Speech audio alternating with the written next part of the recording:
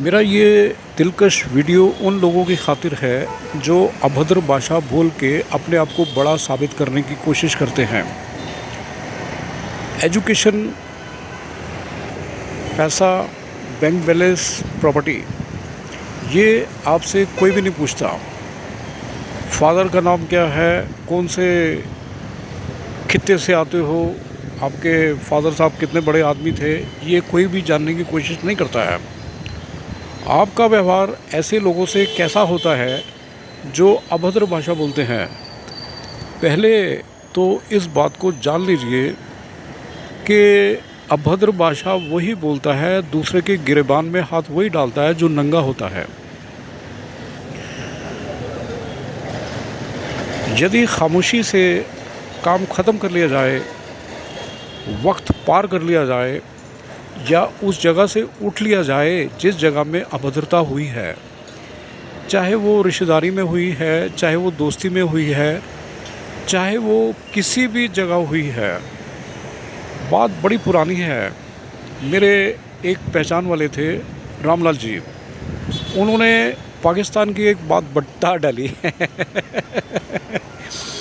एक चौधरी साहब घर से 3 दिन हो गए निकले नहीं।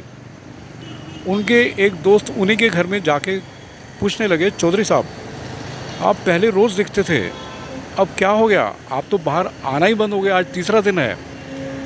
चौधरी साहब ने बोला कि मेरे साथ किसी ने मिसबिहेव किया। मैंने सोचा कि मैं किसी की बात का जवाब नहीं दूंगा और अपने आप को शांत करने के लिए मैं अपने घर के किवाड़ से बाहर नहीं निकला। देखिए, चौधरी कोई बन गया, कोई गांव का चौधरी बन गया, बेहद उसके पास ज़मीन है, पैसा है, बैंक बैलेंस है, नाम है, गुडविल है, उसको मेंटेन रखना यदि नहीं आता है तो वो चौधरी अगले दिन से ख़त्म हो गया।